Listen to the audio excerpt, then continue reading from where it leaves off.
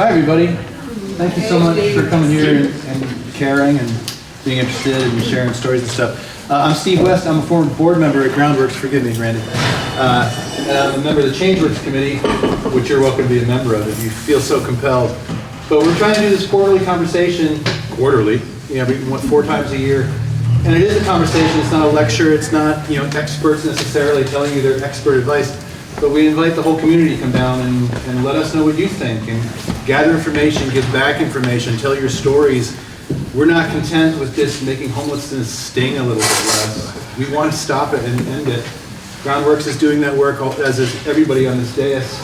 And thanks to the Commons as well for helping to put this together time after time. But this is, again, it's a back and forth. We want to help to bring about conversation that brings us to the end of this homelessness, among other things, and income inequity, et cetera. So thank you really from the deep down place for being here at all. And I'm going to pass it over to Randy Holhut. And we'll be doing this, we'll warn you as much as possible when we're doing it. And bring a friend, don't be shy. We'd love to have as much conversation as possible here about this. So, and a special thanks to Randy Holhut here, who's going to take over for Olga Peters, who is so ably taking us through this previously. Don't say that. Nobody's taking over for Olga. Olga is irreplaceable. Suffice to say, instead of Olga, we've got this guy. Randy is the deputy editor at the Commons, and again, very grateful to the Commons for helping us put this together at all. So take it away. Thanks, Steve. And good evening, everybody. And I think the title of this was Spaces. If for some of the folks in the audience who know what it's like on a cold night to look for a warm space, it's an important concept, space. And the thing we would hope to do tonight is give you some little bit of good news about some initiatives that are going on around town to provide space, new spaces, warmer spaces, welcoming spaces, different spaces. And the panel here, an all-star cast, I should say. It's nice that they're here. Got Josh Davis, Executive Director of Groundworks. Got Connie Snow, Executive Director of the Windham and Windsor Housing Trust. Star Electronica, not Electronica, Electronica. the Director of the Brooks Memorial Library. Got Peter Elwell, who's the town manager for the Town of Brattleboro, and our expert witness on the end here, and all about bon vivant, Lawrence. So we'll start with Josh. And the big news, we wrote about it in the Commons a few weeks ago, the lamplighter. Now people just think of that as that rundown motel next to the Panda while we're running in for our takeout. But there's something going to be going on there. It's going to be really cool when it happens. I love that we get confused. Groundworks, that is, gets confused as this being one of our projects because It's your project. It's our project. Absolutely, we're working really closely, and Windham Windsor Housing Trust is working very hard to develop that space into a permanent supportive housing site. And so we would be an agency that would support folks that are there and converting the rooms that are currently there into micro apartments, self-sufficient units. That half of those or so would target chronically homeless individuals, and then HCRS and Groundworks Collaborative would be providing services on site. This is proven in other areas to be a very effective tool to ending homelessness, and it's a much needed tool in Vermont that we really don't currently have or have limited examples of. And so it's very exciting that we can take this space, like you said, north side of town and develop this project. And for Connie, she's just fresh back from Montpelier and an interesting day at the State House with some news, hot off the press, ripped from the headlines. Right. So it was Housing and Conservation Legislative Day at the State House, and one piece actually, of course, it's not a done deal to the end of the session, but the governor has made a very exciting proposal normally the Vermont Housing and Conservation Trust Fund gets about $15 million a year. The proposal is for $16 million, but in addition to that, to float a $35 million revenue bond. And I think the proposal is that 25% of that would serve very low-income individuals, 25 high, sort of 80 to 100%, 20% of area median income, and then everything else in between. But that's a very big shot in the arm in terms of housing in Vermont, really the biggest one we've seen in quite some time. So there's a lot of moving parts, I'm sure, in the legislature, and we won't know if it all happens for a number of months, but you can talk to your representatives because it's pretty exciting. Okay. But, and also in terms of exciting things happening at the library, there's building going on. And building with a space in mind, because a lot of folks use the library during the day. That's a nice place that's a nice refuge. And I guess it's going to be nicer from what I hear. It is. It's getting nicer every day. So everybody should come by and see it because it's just amazing. I never know what I'm going to see when I show up in the morning, but it's all an improvement. And we are so lucky that we have such a heavily used library by a multitude of people and for a multitude of uses. And I feel so fortunate that I came to a community that really embraces all residents of the community. That part of our 5 service priorities, or one of our 5 service priorities, is to provide a welcoming environment for everybody. And I see a lot of faces out there that I've welcomed at the library, and it's always it's always a pleasure to see everyone come through that door. Libraries have long been a bastion of resources and services for people without a home. And I'm very proud to say that Brattleboro is very strong in that regard, that everyone is welcome, everyone abides by the same set of rules. We are expanding, we want to make the library comfortable for everyone and to engage in a variety of activities. So we will be expanding the area where people can bring in coffee or a snack to eat as they're working on things. I know people are happy about that. So we're expanding that area, and we're also arranging for some small meeting spaces, private meeting spaces, so that if somebody needs to make an appointment, if someone doesn't have a home or a regular address and needs to make an appointment with, say, a counselor or a social or a service worker, that would be a place that they could reserve and have that kind of interaction. We also have a job help counselor on site. And so if people are working on a resume, they can come and get expert advice on that. And we also do offer temporary library cards for people without addresses or people that are in temporary residences. And with that library card, they can they can check out one item for a week, and then when they bring that back, they can get another item. But I have to say, I have to give tremendous kudos to Groundworks, because in the year that I've been here, we have seen so many of our day-long clients placed in residences. And the most wonderful experience was when one of the guys that was there all day, every day, came in and could get his own permanent library card so that he could check out books and take them home, and he could check out DVDs because he had a place to watch them. So that's what you want. That's a success story, that person now has a home and he knows the kinds of resources that the library can provide. So I'll just stop there. I'll stop glowing there, but I'll come back and talk more. Mr. Elwell. Peter. Please. Yes, as the authority figure on this on this table.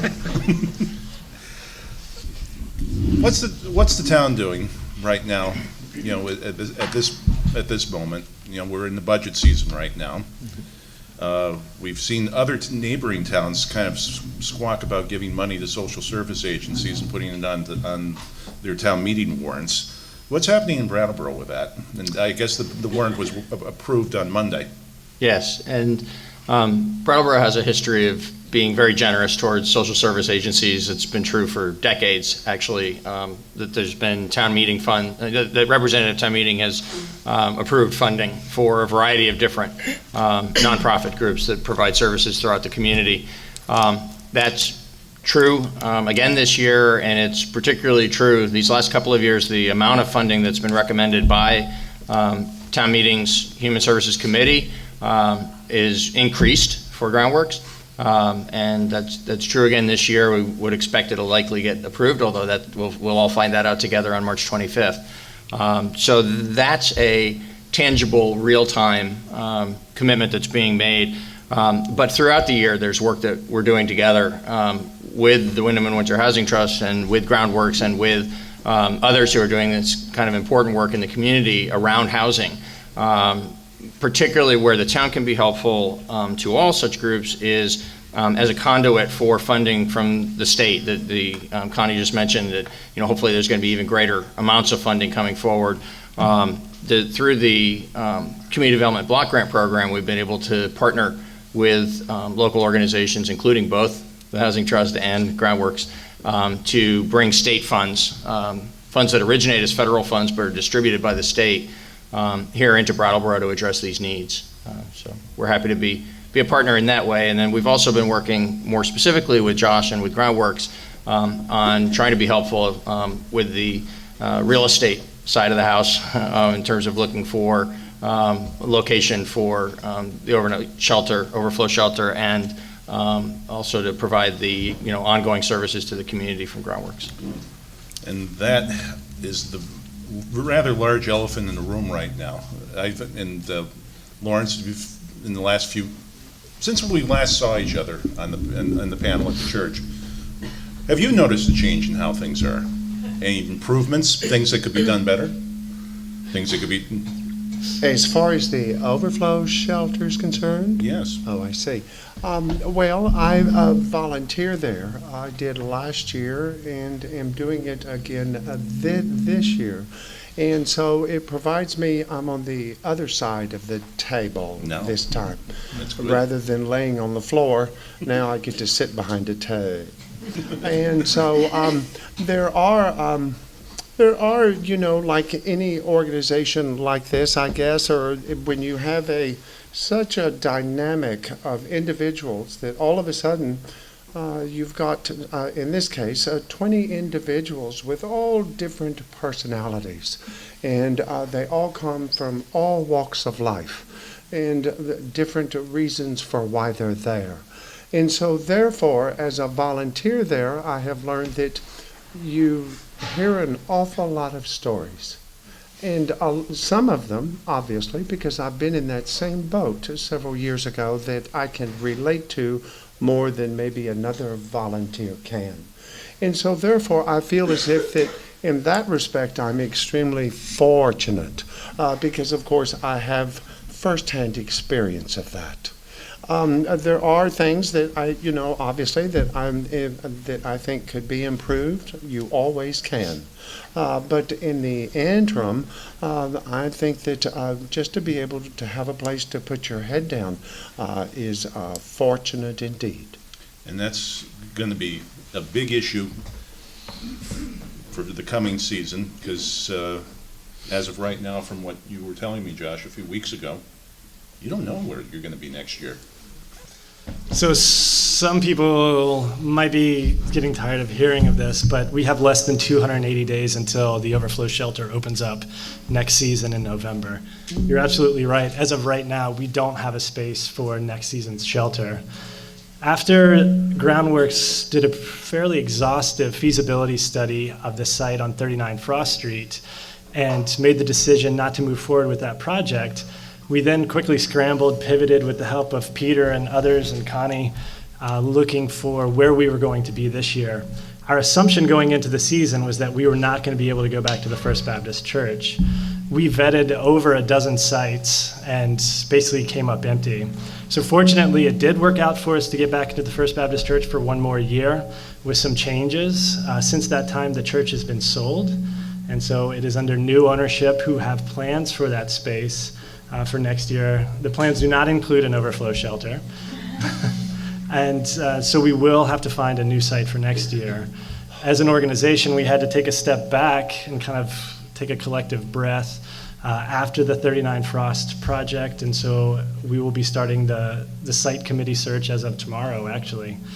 It was a difficult process to have to step away from 39 Frost and our hopes and our ambitions for having space, both a permanent space for the overflow shelter, and I hope the irony of the fact that we don't have a space for the overflow shelter is not lost on anybody.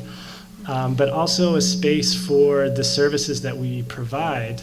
I see a number of very familiar faces in this room who have been to both Groundworks Shelter, formerly Morningside, and the Drop-In Center on 60 South Main. And so you can attest to what I'm about to say, which is we are doing the most that we can with a very limited and rapidly aging facilities. And so in the short term, we are needing to find a 1 to 2, hopefully 3-year stopgap for the overflow shelter, which would allow us then to do another feasibility and hopefully have a project that will be the permanent home for the overflow shelter in the future. And adding one more thing, a further complication this year is that for the first time since the overflow shelter opened, this is the 10th season, and since it's open, we've had to cap the number of beds at 20. We've done our best to stick to that cap, but it's been extremely challenging. We're able to utilize the cold weather exception, which relaxes the rules in the state-funded motel program. And so people that are staying at the overflow shelter, when the temperatures are cold enough or there's precipitation, they're able to get into the motels. On nights that we don't have cold weather exception, we see our numbers of people needing shelter swell to above 20. And so finding suitable spots for folks to go on those nights is proven to be a huge challenge. Well, that we have to get back to this because this is such a big concern, that having a location for the overflow shelter. But I did want to share a couple additional pieces of good news. A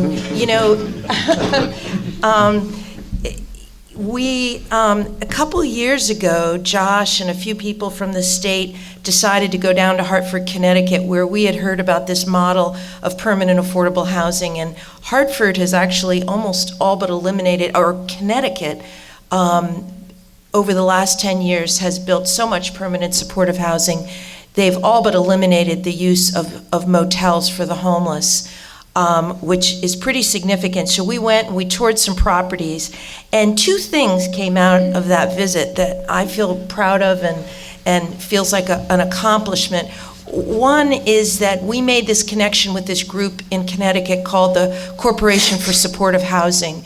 And permanent supportive housing is a model for people that struggle with chronic homelessness, addictions, trauma, persistent, health conditions.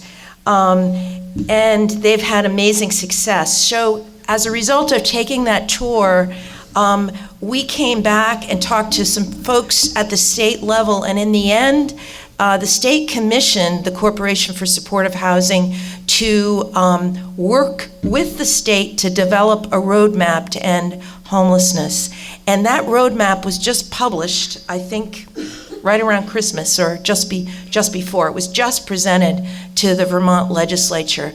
And some of the conclusions they came to, they interviewed all kinds of stakeholders in Vermont, nonprofits, shelters, government people, funders, homeless people that were experiencing homelessness. They came up with some of our obstacles to ending homelessness and some of the strengths we have in Vermont, and then they laid out recommendations. And some of the ones that immediately come to mind, obviously the lack of affordable housing in Vermont is a problem. they thought that we should really try to bring permanent supportive housing to scale in Vermont, calling for something like 368 units over the next 5 years. They talked about completing the rollout of coordinated entry, which I know Groundworks is working hard on, about getting our data systems, the homeless data management systems, completed. Those were some of the major, and they laid out how much of everything we need. So we do have now a roadmap, and that's pretty exciting. And the other outcome of that visit to Hartford 2 years ago is really the contract, the option that we have on the lamplighter. We came back and we saw that our colleagues in Burlington had converted a motel. They lend themselves to conversion into micro apartments. So as Josh said, we do have an option. We're actually 88% funded, and we're going for the last of our funding next Thursday. So if all goes as planned, we would close in May and start construction in August, and this would be online in spring of 2018. And as Josh said, it will be 22 apartments, micro apartments, 11 of which are designated for the homeless. The other apartments are really pretty affordable.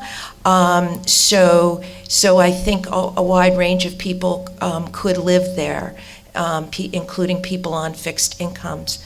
So the last thing I'll say is just that in the last year, we just looked at our own statistics at the Housing Trust, and we had about 104 vacancies in 2016. That's a little higher than usual because we had some new projects that the whole building was available, so we had a few more than usual, and 26 of those homeless individuals accepted 26 of those apartments, so we felt really proud of that. So I have a question. Transportation down at the lamplighter, like how will that, I go down that area like almost like twice a week, and it's not pedestrian friendly. yeah. And there are buses, but like they don't go when you want them to go. Right. So we explored whether we could enhance the pedestrian connections, but there's a lot of missing sidewalks. I guess that may happen over time, but they're not there, and that was pretty daunting. So we've looked into the bus connections. Really what we'd like to work on during the weekdays, it's pretty good coverage. I think my memory is 7 or 8 buses a day going north and south. The weekends are a problem. There's less. And so we're going to be working to see if we can enhance that service. If I might add to that, transportation is actually a real challenge related to this issue more broadly, not just to that specific project. When we were teaming up on trying to find an alternative to the Baptist Church for the overflow shelter for this winter, one of the things that was really constraining us was trying to find a place that was just within the walking distance of the center of town here. So part of what we're talking about as we look to the longer term is how to pair transportation and sheltering so that it increases significantly the options for where the location of the shelter might be. Well, now that we've laid out where things are with the various moving parts, it's your turn now. We can talk, but we'd rather you talk. So we'll start taking some questions and observations and whatever else you have in mind. So please stand up and. I can't. Okay, sorry. Can I give you this at least so we can get it on? I do. No, it's okay. It's okay. Steve knows me. One of the things that concerns me about looking for a new space is a lot of people's perception of who the homeless are. I get, and I'm saying this very mildly right now, I get annoyed, I lose my temper a lot of times when people are, they're all dangerous, they're all drunks or drug addicts, and they're not. I've been at the Overflow for 10 years. So I know, people from, who've been housed and, over the years. And this group that we do have, like Lawrence said, is so diverse. And one of the things that might help you, so you don't have, if you find something and you don't have neighbors protesting, is get some, maybe the Commons could do this, is get some, not using names, but get some profiles out there. Who are these people? Why? Because I know right now there are people there that are working, and they have money going into escrow so that they can, buy a house themselves, and I think most of the people, if they can work, they're working. But I have had several loud and, arguments with people with hearing like, well, they're all dangerous, that they're, all this stuff, and it's like, no, they're not. The only time I've ever been afraid in the 10 years was a woman who the police dropped off and she got buried, and we just called the police again, and they took her. But in all of those times, and I work alone quite a bit, and I have never ever been afraid of anyone there. Felt physically threatened. In fact, at one point I was attacked by somebody not at the overflow, and every guy in the overflow was there pulling them off of me. So I mean, they're not, and I really think that could be out there so people know who's there. They're not going to come out and they're not going to rob your house. They're not going to do all of these things. All they want is someplace to sleep. Absolutely. So that's my... Yeah, and so we're always open to options about how we can tell our story better. We get very insular about the work that we're doing, and we're doing a lot with a little. And so being able to tell our story, definitely the Commons helps us with that. But I also think that this strikes at, as a society, how kind of the general thinking of people that are in poverty or people that don't have housing, that it's an individual moral failure as opposed to it being a systemic failure. And so if you look at who is in the shelter right now, people are dealing with a whole host of different things that they're having a very difficult time finding connection in the community to address. And so we can talk about individual issues such as substance abuse being of that person's issue, or we can look at that from a societal issue and say, well, when we criminalize that and when we outcast somebody for using substances, how are we helping that person get their life back together? And why are they using substances in the first place? Where's their connection to begin with, and what's the underlying trauma that doesn't get dealt with, et cetera, et cetera.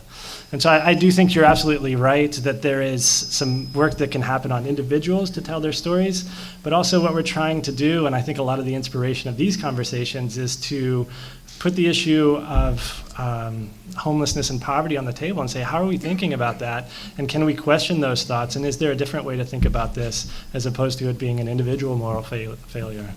Can I just throw in on that before we jump ahead? I got a microphone for you here, but I think what Chris is also addressing is how we present to the community what the true stories are.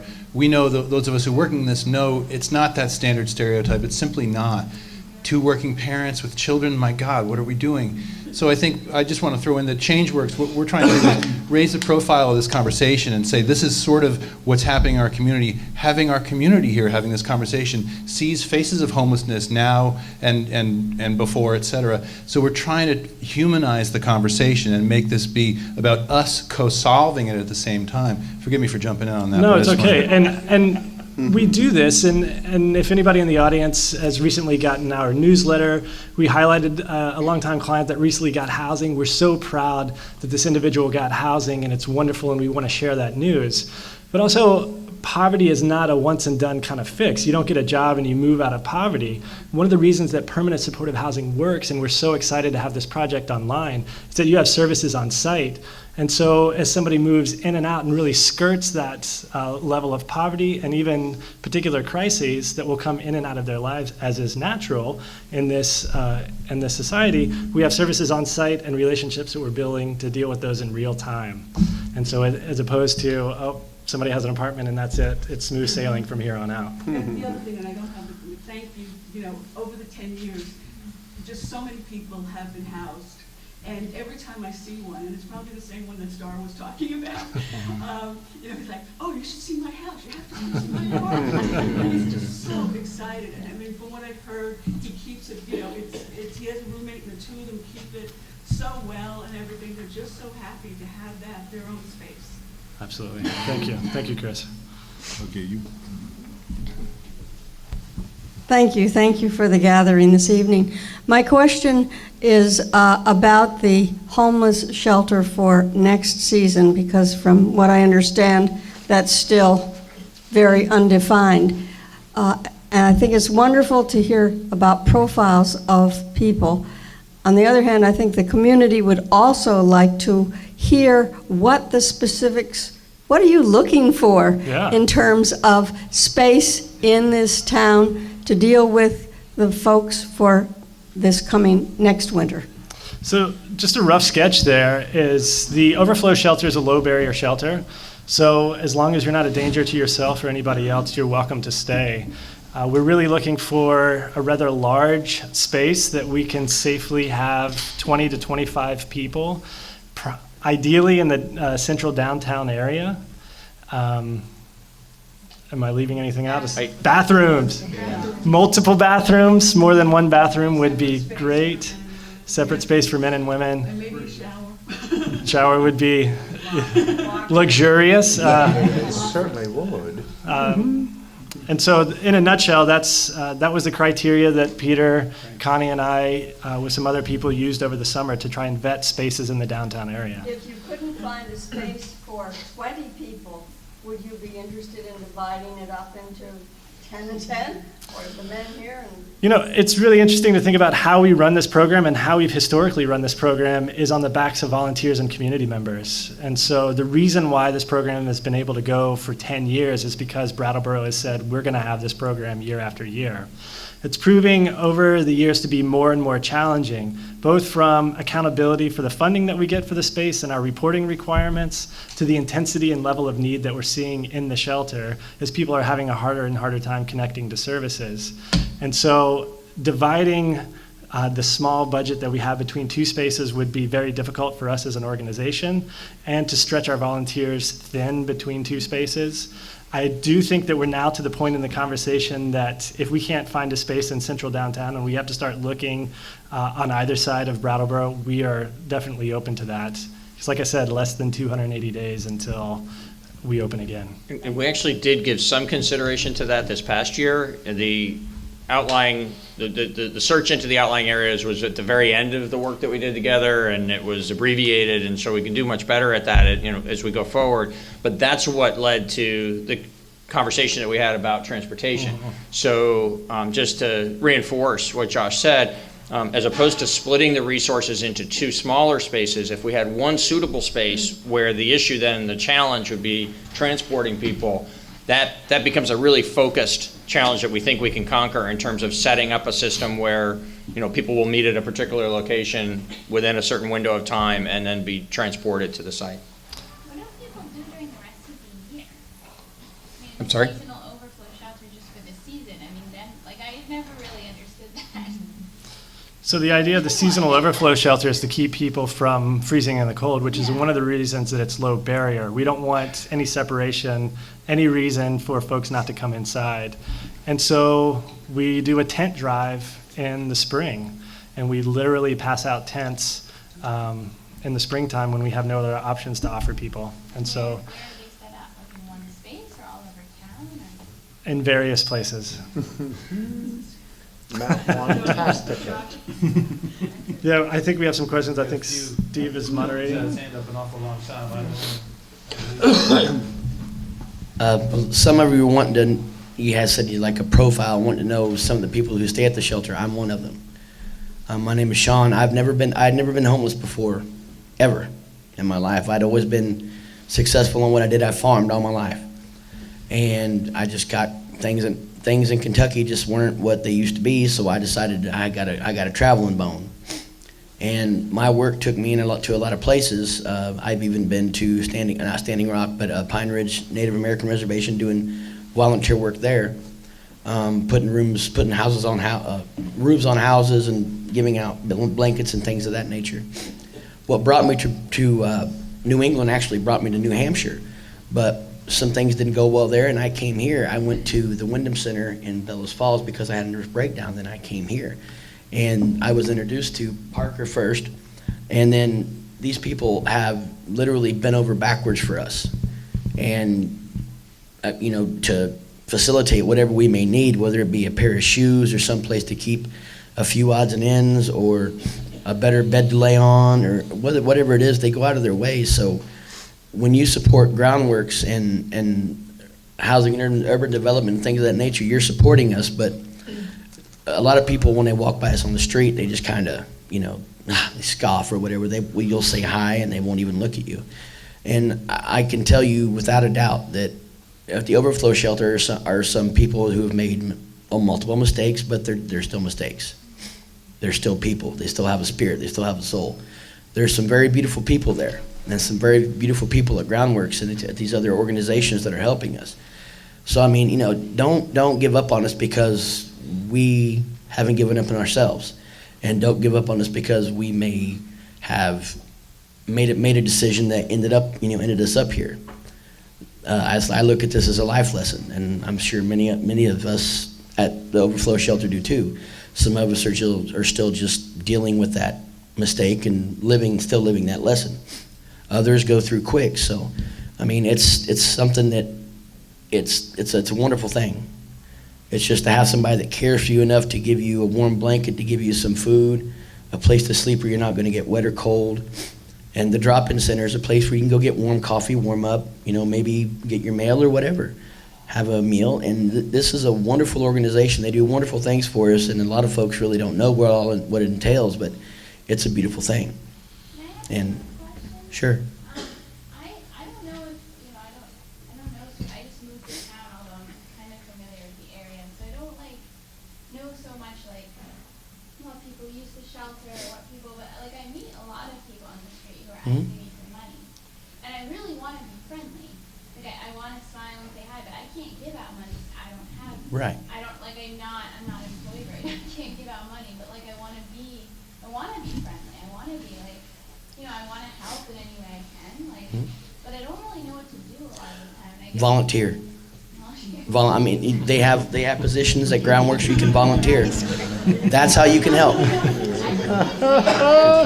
Oh, no, you don't have to stay up late at the drop-in center. We just hired Sean. I don't know if you know. He's director of public relations. They have things at the drop-in center you can do during the day. They have a clothing room where you can put out clothes for people who need them. They have a food shelf where you can work in stock and work the desk and do things like that. And there are things over at the other shelter that you can volunteer and do. There's plenty. It's not necessarily money. I mean, money helps, but it's people that really make the difference, and good people that make the difference. So. Also, when I meet someone on the street, what's an appropriate Well, I mean, it's all in your judgment. I mean, if you have it to give and you don't mind to spare it, that's one thing. But if you don't have it to give, they don't necessarily get mad at you or get angry or whatever. They understand. Yes. And let me throw in while I'm walking over with the microphone here. The ChangeWorks Committee has been working with the town, former Peter Elwell, and with Chief Fitzgerald from the police department to talk about what we're trying not to call panhandling, but how to handle it with dignity, how to handle it with respect for people who are going through hard times. So we're talking about this very actively and putting together a poster to put around town to say, hey, there's a way you can make different choices and still have someone maintain their dignity. So who's next? Looks like it's you. I wanted just to clarify, I wasn't sure, Josh, when you were talking about, what it's going to take to find a new overflow shelter. Mm-hmm. And then that's separate from finding a better space for the drop-in center, right? Mm-hmm. Is that larger, better space for the drop-in center just on hold for an indefinite amount of time because the other thing is so pressing? There is a triage element to it, and so it is. We need to take care of the next. Ideally, we're looking at 2 or 3 years that we can lock a space in. Yeah. The past 2 years, we've had to search over the summer, and it's really run right up to the last drop-dead day before we can successfully open the shelter by November 1st. We're really trying to avoid that this year and hoping that we can lock in for a couple years after next year so that we can relax a little bit, clients, staff, and then focus our organizational. Start looking for that other, start the organizational push toward. But in the meanwhile, what about that idea? Has there been any progress in the idea of a place where people can have their own locker space to put what belongings they have that they can't schlep around with them given their circumstances. We have limited availability at the drop-in, and beyond that, limited. very limited. So, I mean, it had been talked about in those discussions we had a year or two ago at the restaurant, that was something a lot of people felt a great need for, and I can see it working in the clothing room. Absolutely. People stash stuff in our teeny little storeroom space, and So space is a huge issue, and I think that this is great, and this type of forum is meant to raise awareness about that. And so putting that on the table in terms of, it's not something that we can necessarily provide, and given our current arrangements. Is there any active activity? Not at this point, no. I'm even picturing the town hall, which will have some more empty space soon when the cops move. The old high school. The old high school. Instead of lockers, it's not a big space consumer, but it's such a great need for people who don't have any place to put their belongings. Anyway. I have an interesting story about that. I was homeless 2 years ago, and so I spent 6 months at the overflow shelter. And during my time there, it was under it wasn't Groundworks just yet, and it was intimated on a number of occasions that maybe the shelter would be closed while we were there. And so, of course, it's an upsetting thing to hear, where you put your head at night. And one of the instances was that there were a multitude of things that were going on at the shelter. The police were called a number of times. And so one of the things that was said was that we had to make arrangements that we were only allowed to have our bedding material there, which of course meant that, of course, your personal belongings, there is no space. Well, let me tell you, the way I dress, there's no way. Just an overcoat or two and your bag is full. And so I was absolutely devastated after hearing that, because of course not only I felt as if that my behavior was jeopardizing where everyone else lays their head too, was because of the quantity of clothing that I felt I need, because that's who I am. It's the dignity that I deserve. And so therefore, because I'd already lost a good portion of my dignity by being homeless in the first place, and now all of a sudden it was asked of me that I could no longer keep my personal possessions there. Well, I'm old and I walk with a cane. And so now it is expected of me that I am to carry everything I own with me downtown. And so, of course, it was extremely upsetting to me. And while I was in the middle of the overflow, packing at that time, a large black trash bag with everything that I owned, and I had tears streaming down my face. And I said to everyone in the room that I felt as if I was packing my dignity away. And it was so unbelievably upsetting to me. The volunteers and the staff that were there were very, very kind, but I don't know that everyone understood how important it was to me, because I felt as if that I had lost so much already, and this is just one more piece that is going to be taken away from me. I'm fortunate because, of course, I had a car that didn't work, and so therefore I could use that as my space, that I could keep my things in my car, and when I wanted a change of clothes, I could go to my car and retrieve that. Because how I presented myself to each and every one of you is extremely important to me. And so it was just a really difficult thing for me to have to deal with, to think that just the contents of my black trash bag, which would be the equivalent of a suitcase or two, that it was determined that it was I was packing stuff away that I felt like that I've lost my identity, that it's being requested of me that I have to look the part of a homeless individual, which of course I will not. That's just something that is instilled in me that I want to present myself the way I feel most comfortable. And all of a sudden I felt bad because I was not only felt like I was losing my dignity, and it all had to do with just a little bit of space. And these individuals here who are discussing something as larger and a place to live, please think about those of us who are homeless that have to worry about a simple suitcase to carry a clean pair of underwear and a hairbrush everywhere you go. Yes. Thank you for sharing that. I just wanted to say I had a question, but before I asked that, I just wanted to say to the woman who was asking what you say when somebody's asking for money. And I usually go up to them and I say, I don't have any money on me, but I want to make sure you know about Groundworks. And then I tell them where it is. So that's something you can say, because they usually can provide, as you know, the basic needs for them. So I hope that helps you.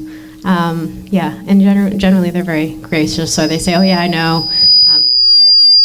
But at least I can talk about it. At least I know the best I can. My question, it might not be related to this current close. You can answer it later, but I'm concerned about the current being at the lamplighter, of what's going to happen to them.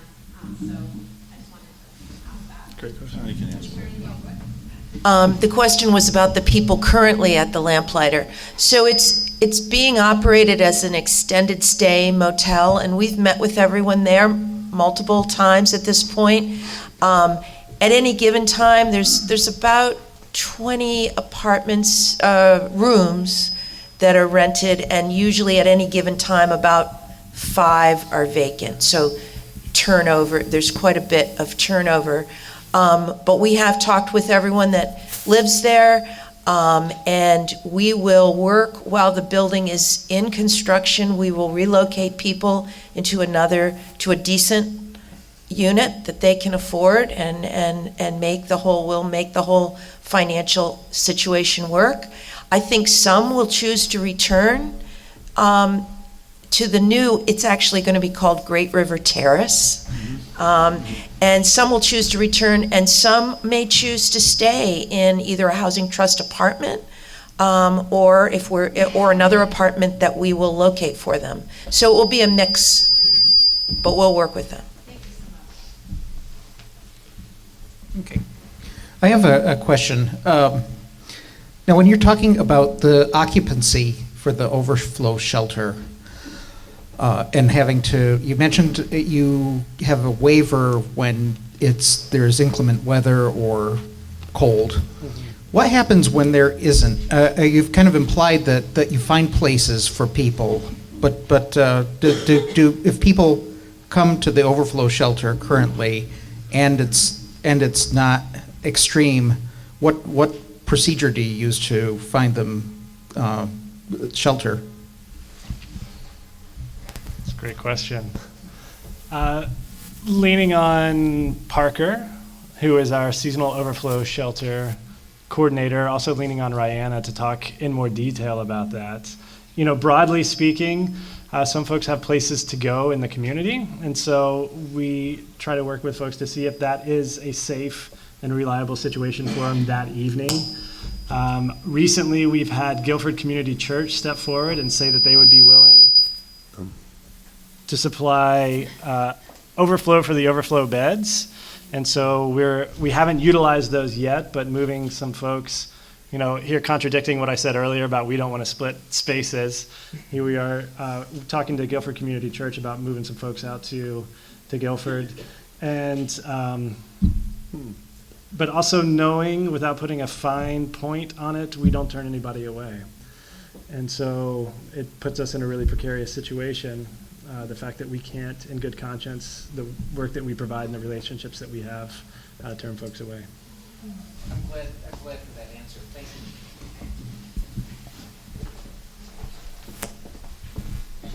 Thank you for all the work that you all do. It's really tremendous. This is for Connie or Josh. Can you talk a little bit about what the housing with supportive care would look like? What is the vision for the supportive care around that? I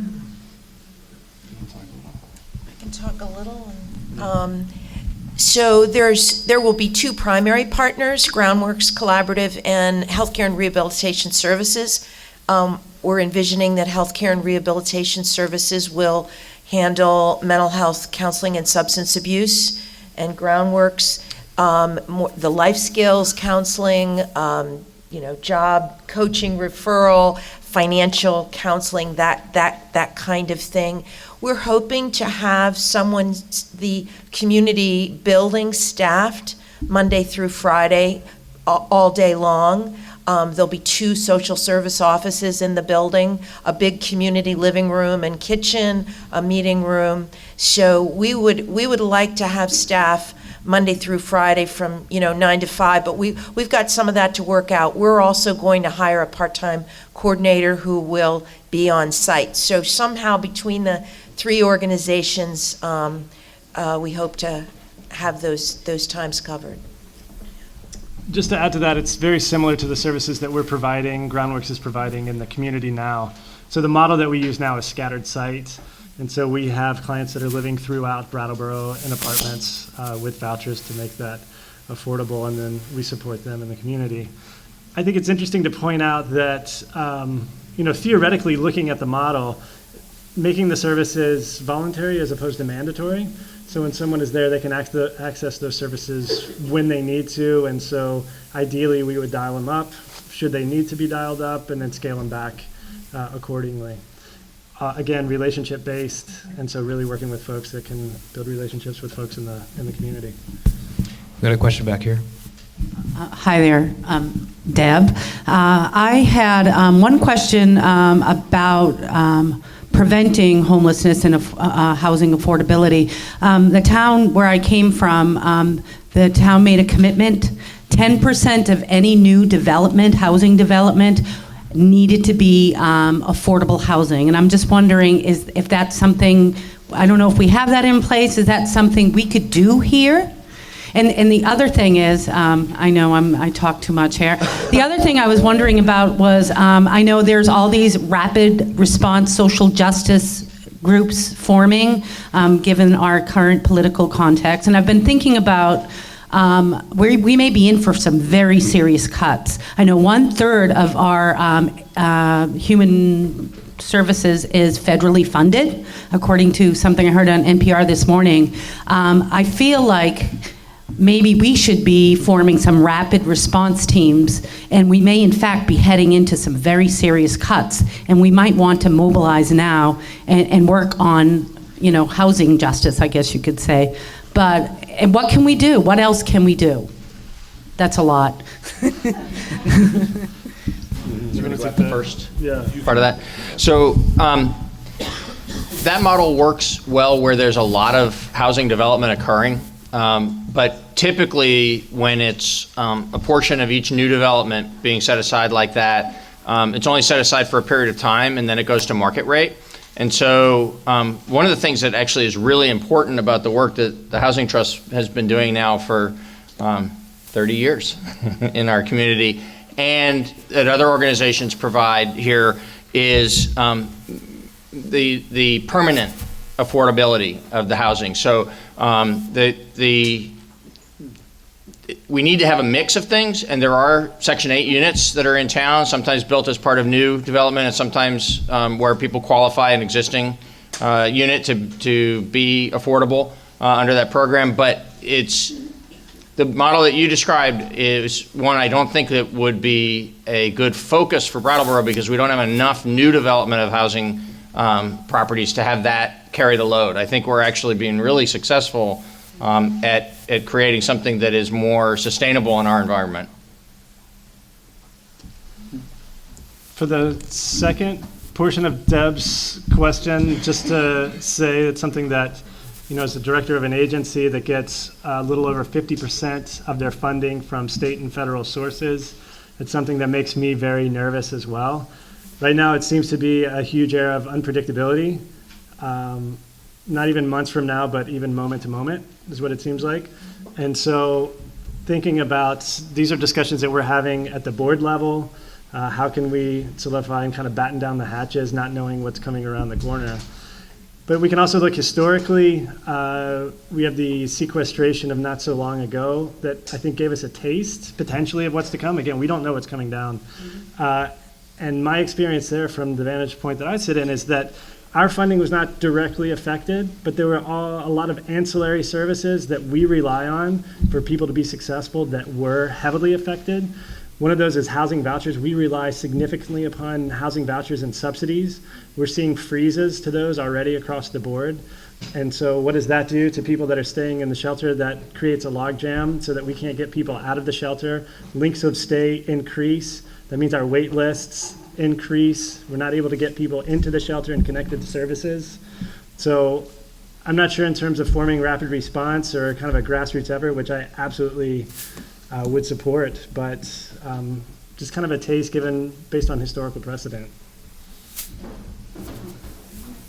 What is the relationship between addiction and homelessness?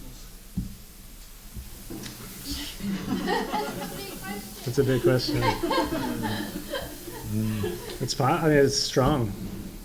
Not all addicts are homeless, and not all homeless are addicts. But are there people that are staying in the overflow shelter that are struggling with substance use issues? Absolutely. And so looking down the roster, again, substance use, mental health supports, and physical health supports. If you look at folks that stay in there, by and large, they're dealing with one of those, if not all three of those at the same time. I'm pleased to, just underscore the fact that we have this great collaboration with Brattleboro Memorial Hospital. We have Amy Hoskins, who is providing care on site. Yes, it's wonderful. To take care of physical health needs, which is it's in infancy stages as a program, but already wildly successful. I'll say. It really is. I was homeless. I was homeless with my children. I'm a business owner here in town. I own Scissor Masters. But I just want to point that out because everybody wants to know what homeless looks like. This is what it looks like. I'm home with 2 kids. The thing that I wanted to ask though, as a business owner and a member of the public, what can I do to help? What can I do to make a difference? I every day talk to homeless people, make sure they eat, make sure that they're not too hot in the summer, make sure they're warm in the winter, and very happy to see that a lot of them have been placed in apartments and been helping them get sheets and blankets and just a towel because they wanted to soak in the tub. What can I do? What can the general public do?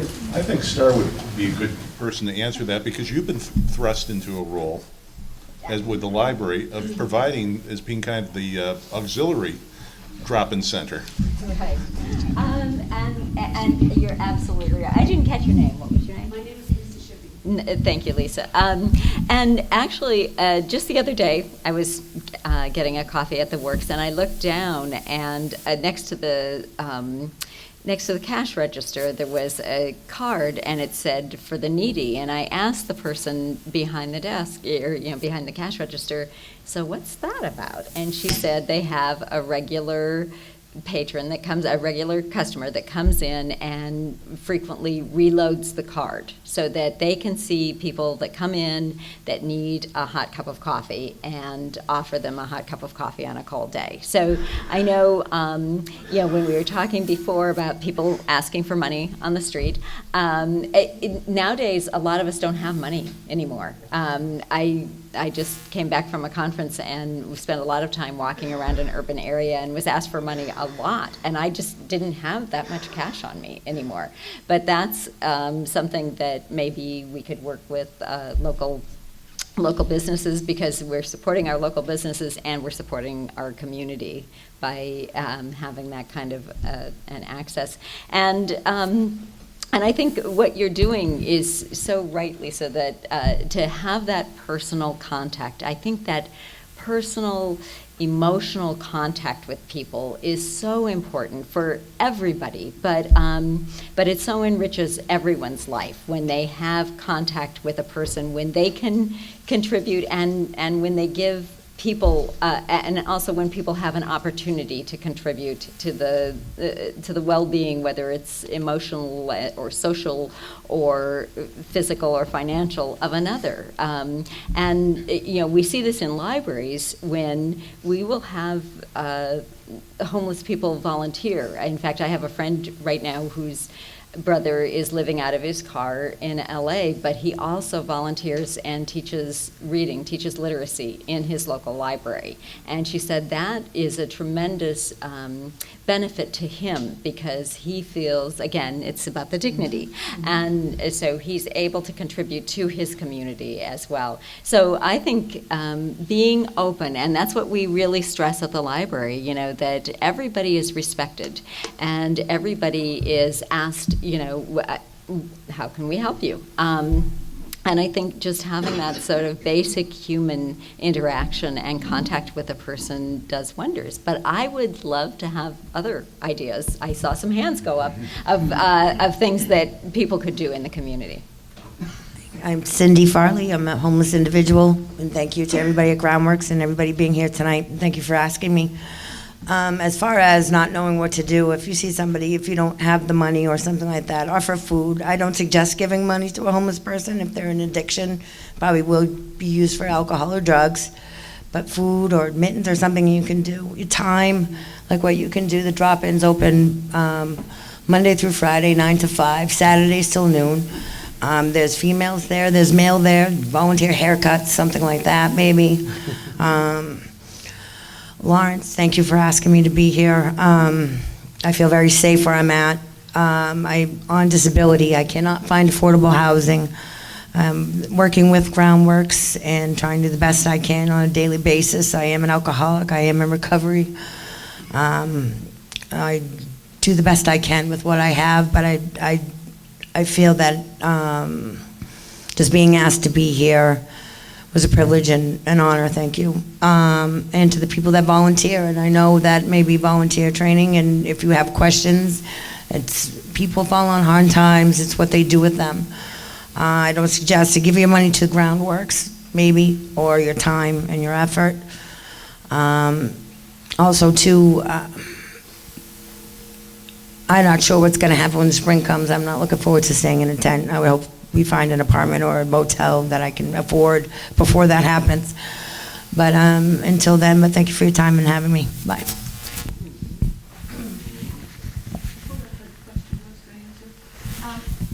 On your HUD question, I'm a commissioner on the Brattleboro Housing, and HUD is getting out of the public housing.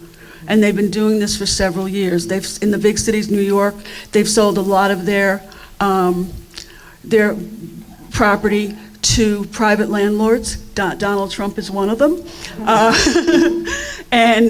So I mean, every year the amount of, for example, Melrose Terrace, we have to leave Melrose Terrace, so we built Red Clover Common. We couldn't use public housing for that, even though the people are coming. It's all pretty much, it's financed. I mean, you can say, how it is to finance. You have, you get a little bit from here, you get a little bit from there, you get a little bit, but none of it is HUD money. They don't want to do that anymore, so that's going to be a big problem because there's not going to be public housing anymore in a few years. So I just wanted to let you know that. Housing and urban development. So like going forward, obviously Groundworks can do a lot, but there's like a limit to what one organization and one group of people is like capable of. And Peter's your name, right? Yes. Yeah, Peter. So I think something that increases the flow of people put in precarious housing situations is the fact that we live in a town whose sort of commercial enterprises happen to be geared towards people who aren't from here predominantly. since I moved here, pretty much every place I've worked, you know, the majority of people who can access those restaurants, the co-op, those gift shops, those boutiques, are not people who are necessarily from here. And then the people who end up working in them work for wages that, you know, there's a lot of people at the overflow right now who, you know, are capable of working or are working or are trying to work, but the wages that they end up getting are, you know, it's literally impossible to live like a humane life on $10 an hour at 40 hours a week. So I don't know, we have a city government, like we don't have to wait for, you know, Bernie Sanders to be president. They're like, you know, cities can put in place ordinances and make laws particular to the cities and put taxes that are particular to the cities and limit the amount that a landlord can, you know, extort from a tenant, you know, to possibly make at least the likelihood that someone's put in a situation to not be able to afford housing, you know, less. Because like right now, just as a working person, when I first got here, I worked at, you know, a pizza place. There's something very existentially angering when you're, you know, working very hard for someone who doesn't care to be able to afford to do it again the next day. So I'm just wondering what like what things maybe are the city exploring in order to support people who are, you know, working people from the town rather than try to, you know, get more Airbnb houses. It does seem like the housing prices and rent prices are inflated because we're a tourist town. You know, you live in a place, it's, you know, there's a lot of slumlords and crappy houses that, you know, in Oakland, where I was from, I'd be paying the same amount to live in like a metropolitan area that I am in Brattleboro, and it just doesn't quite make sense. I can't speak to the economics of what causes the housing prices to be what they are. There's a lot of work that's being done to make sure that decent homes are available to people at affordable rates. And the town has not taken a regulatory stance. The town has not approached this from the point of view of you know, establishing minimums or maximums that either, you know, businesses or landowners have to live by in terms of how the market functions. What we have done a lot of, and I think more than many other communities, is the partnering with those agencies that are devoted to making sure that there is a support system in this community, and that's, you know, not just for housing, but in many other respects of the various aspects of mental health and the physical health. And just that social service network in Brattleboro is broad and quite deep, and the town government has been a partner and continues to be a partner with that. But you're right, there are places that the local government has taken a position that, you know, we're going to address a minimum wage issue, or we're going to address, you know, rent control kinds of issues. That's not an approach that the town of Brattleboro has taken. I'm not sure that it is one that we would take in the near future, but it's, I guess, among the broader array of options, particularly as the landscape changes at the federal level. I mean, there may be days ahead that none of us can imagine at this moment that would cause us to look at potential alternatives that we haven't yet considered. Just, you know, the Housing Trust and nonprofit housing developers statewide have really been operating for quite some time with just a lot of funding constraints, like all of us are, and so there just simply isn't enough affordable housing. 2/3 of the renters in Brattleboro, same as Bellows Falls, a lot of the regional centers are right around the same. 2/3 are eligible for our housing. They're not living in our housing because we don't have that much housing. And we haven't been able to produce it because of the funding constraints. The money hasn't been there, which makes this proposal for this bond pretty exciting, that there could be a real shot, at one-time shot of funding in Vermont where we could really try to catch up to the need, but you're not imagining that there's a shortage. Even though we feel we're happy with what we've been able to do, it's not anywhere near enough. If I recall correctly, the vacancy rate in Brattleboro is under 1%. Well, statewide, it's under 1%, yeah.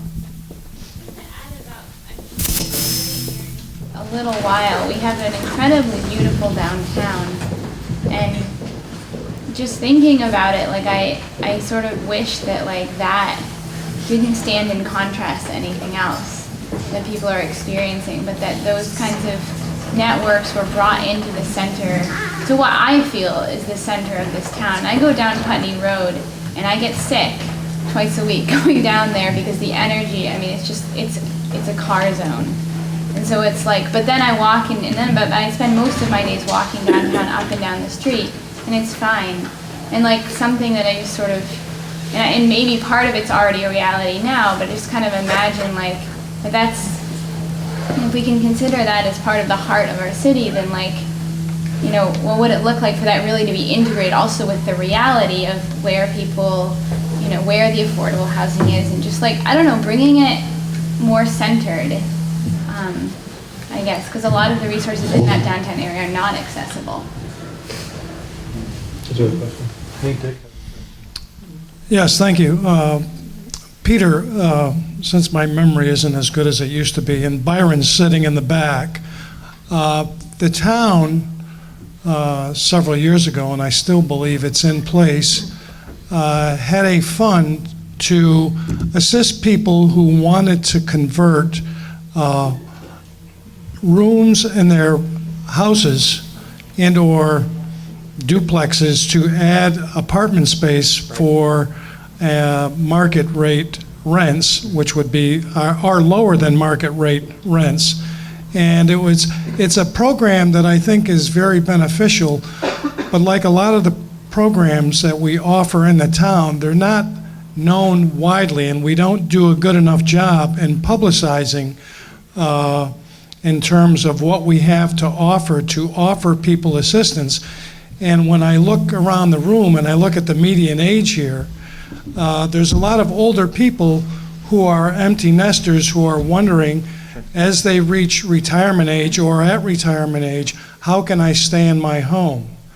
And they're one or two people in a bigger house, and if they possibly thought about accessing funds to convert to, say, I can put a small one-bedroom apartment into my building, an efficiency apartment, you know, it's not going to solve the problem as a whole, but piecemeal, I think, moving forward, I think it's a great idea that we do try to publicize this a little bit more.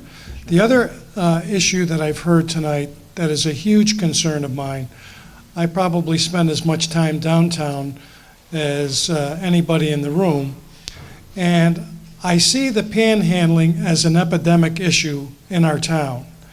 And I don't believe it's homeless people that are panhandling, to be honest with you. The people that I see panhandling, when I'm down here, you get to know who people are. And I know that these people have housing. And I do believe that their addiction problems, as somebody who spoke before me. And panhandling has a negative impact on the people who, on the viability of our downtown and the businesses downtown.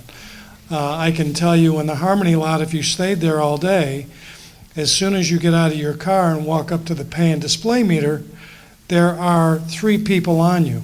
You walk down Elliott Street. You walk down by the co-op.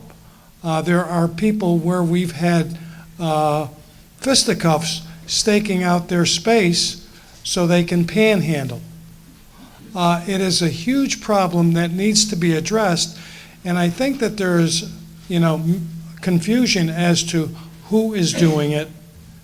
And by us not addressing that problem, I think that the homeless are being falsely accused of creating a problem in our community, and I don't believe that it's them. So, Peter, if you want to talk a little bit about that funding that I think is still available. It absolutely is. It's a good point. It's called the Apartments and Homes program, and it's another example of the kind of partnership that the town has with the various agencies in the community that are, the direct service providers. So Apartments and Homes is actually administered by the Brattleboro Area Affordable Housing, and the town supports that program on a 3-year basis. We make commitments for 3 more years at a time, and this past year committed to a new 3 years of funding for the program. So we do have information at the Municipal Center. If somebody wants to contact my office about that, we'd be happy to provide you information, but the direct administration of the program is done by a nonprofit.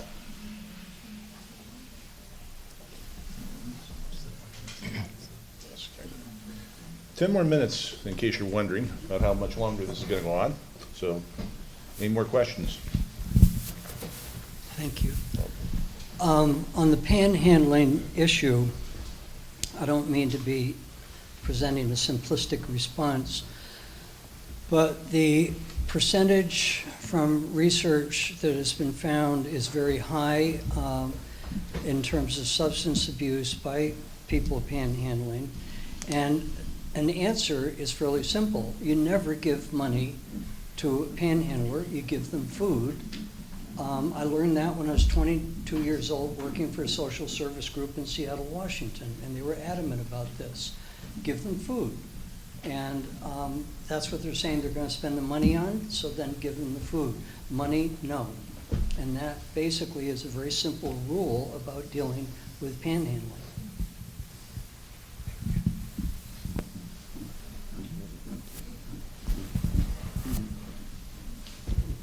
This hit me when I was trying to explain to somebody why we needed the overflow open at the First Baptist Church, that in the last 10 years, not one homeless person has died during the winter, and that goes from November to May from hypothermia. And that's, think about that. That's big. It's very big. Anybody else?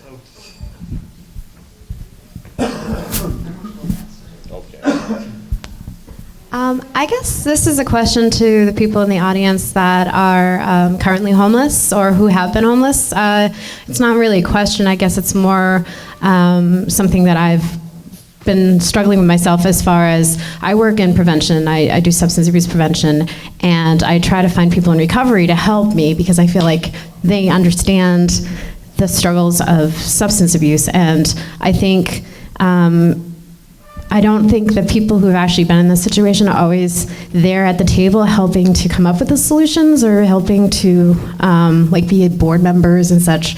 So I just put it out there that you guys have so much value to offer to the decisions that get made to help, because I think sometimes the solutions are coming from people who've never been there. So you have so much value, and I just, if anybody's in recovery who wants to work with me on my work that I do, please reach out to me. My name is Cassandra Holloway. Josh knows me, so you can just ask Josh. But please know that, and don't forget it. Thanks. Anybody else have a question? Mary? She'll be the last one. I just want to say, on behalf of the board, we do have a site meeting tomorrow. And in terms of looking at the types of service that we hope to provide, the project that we had at Frost Street included lockers, really nice day room, computers, showers, and sad to say that plan had to be abandoned. Tomorrow, when the site committee meets, it will be divided into two.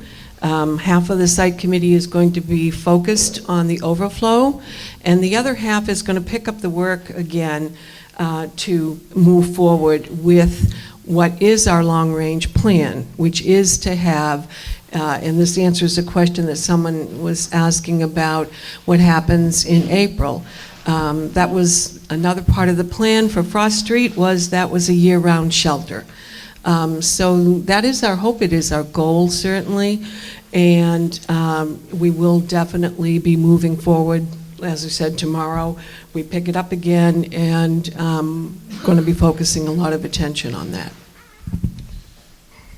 So to sum up the evening, I like to ask the question, what did we learn? And I'll pose it to each of you. What did we learn tonight? Could you also say your name before you say that? Because I just want to understand who all of you are. So I'm Josh Davis. What did I learn tonight? I had concerns. We advertised tonight's discussion about a week ago.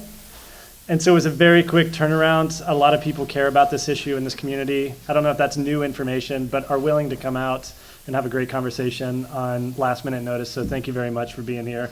Randy, thanks for being here. We have wonderful community partners that are up here. I want to thank Connie, Star, Peter, Lawrence. Thanks for sharing the dais with me tonight. I'm honored. We learned we now have a roadmap. We have a roadmap. Connie Snow, Windham Windsor Housing Trust, and I was just happy to be reminded about the power of stories and relating the people that are experiencing homelessness and their stories, and that we need to figure out ways to keep telling those stories. And I'm Star from the library, Star Latronica, and I learned yet more about the incredible resources and energy and goodwill in this community and commitment to fairness for everyone. We held community forums, I guess last March, and people came and they asked, what do you want in this community? And the overriding sentiment was, we want everyone to have a home. And it wasn't about the library, it's about what they want in this community. We want everyone to have a home. And so I would like to ask all of you, because libraries not only disseminate resources and share resources, but we also gather resources. So please come and see me and talk to me about your ideas, talk to me about the resources that you represent, because when people come to us, we want to be able to send them in the right direction. So if you offer a service, if you have a vision for a service, come and talk to us, because we're about making those connections, and I really want to hear from you. Also, about the stories, we're all about stories at the library, right? And where would we be without them? And one of the things that we're looking towards later in the fall is gathering stories of Brattleboro, because we're celebrating 50 years in our building this coming fall. So we will be gathering stories, but also a drop-in program that we've been having this past month and will continue through February is writing letters of gratitude. And that's open to everybody. If you've got something or somebody you're grateful for, we have the materials for you to come and express that, because we all know that helps, psychically and physically to express what's good in your life or has been good in your life. So I invite you all to come.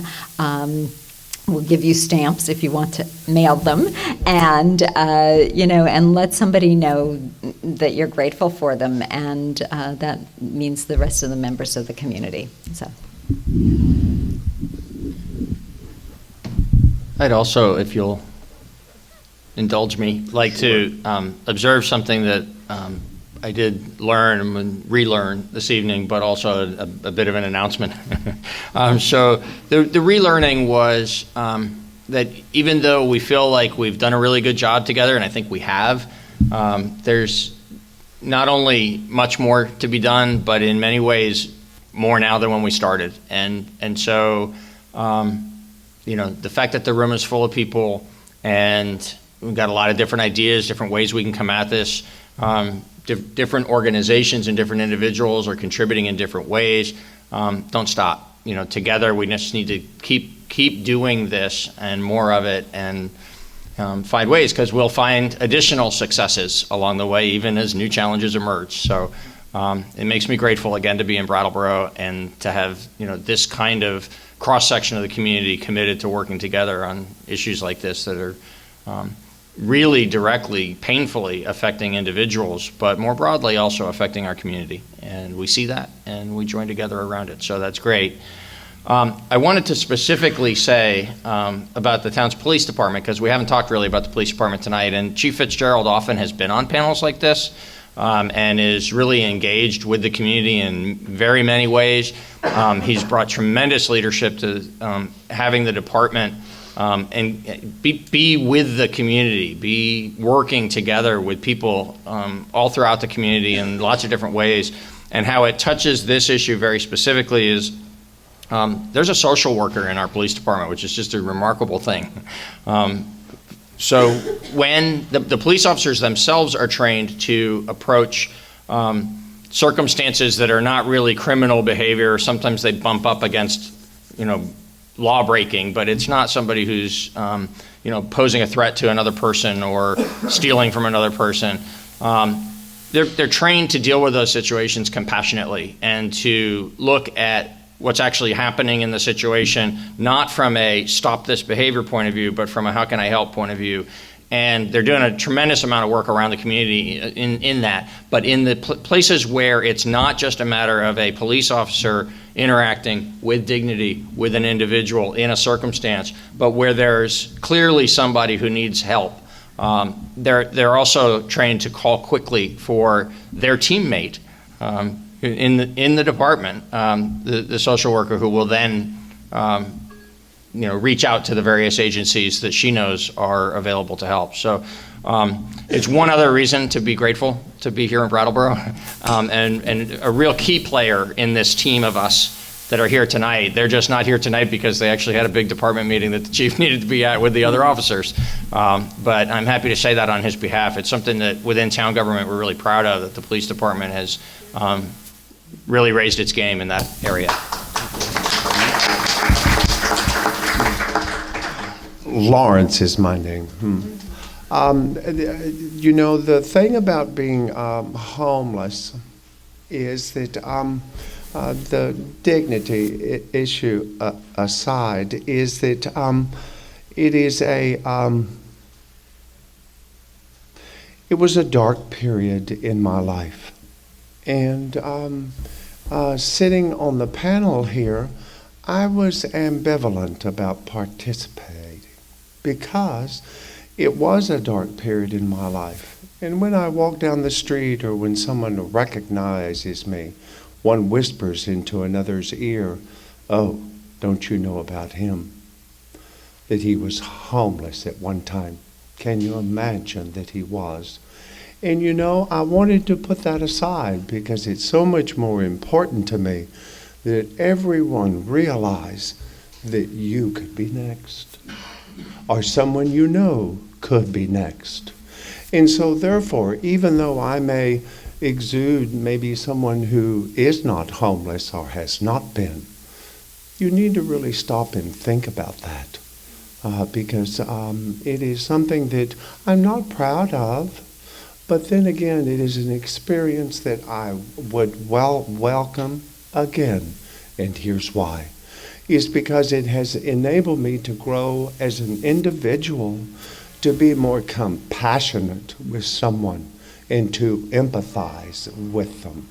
It's extremely important that I think that as a result of this experience, I have been able to grow as an individual and share that experience with each and every one of you because it is extremely important.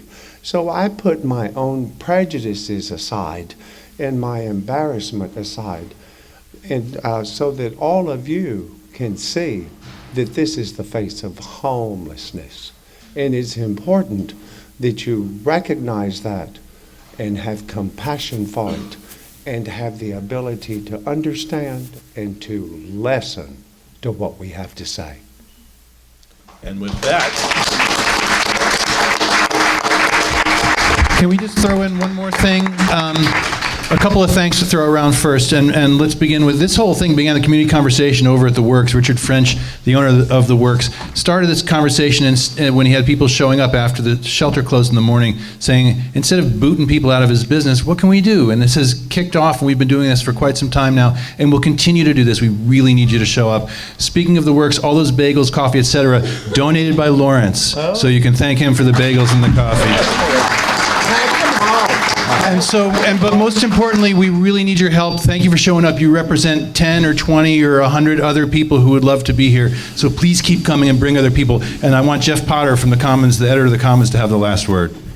Thanks, Steve. I know we're all anxious to wrap up and get home, but, well, maybe that's a poor choice of words, sadly. What I want to do is tell you for a second, the Commons has, this is part of our Voices Live program where we've been collaborating. I think this is the third of such a fourth? Okay. Well, we're really, really happy to take a part in these conversations because they are just so important. And I think the one thing that stood out for me tonight was, Lawrence, when you said dignity.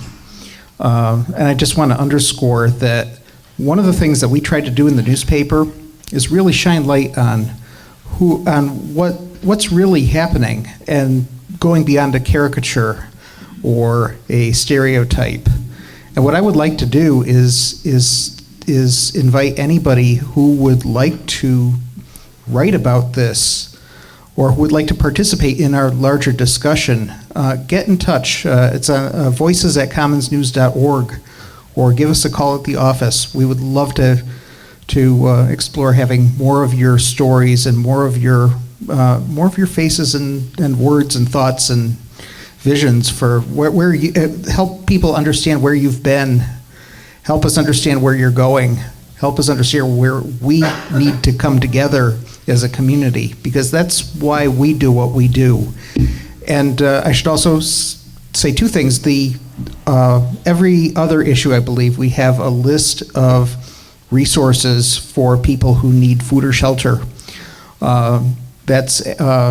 have a sponsor supports our publishing of that list, but if you're ever wondering what the broader array of resources are in the county, you should look for that, because that can open the doors to what you might be able to do to help others beyond this array of resources that we've explored tonight. And the second thing I should say is that the paper is free because people who have the motive, means, and opportunity have given generously. If you have the means to support what we do, that makes a big difference and lets us do what we do. And if you can't, that's why we're doing it. Pick up the paper and enjoy it. It's for everybody. So thank you so much for coming. It was wonderful.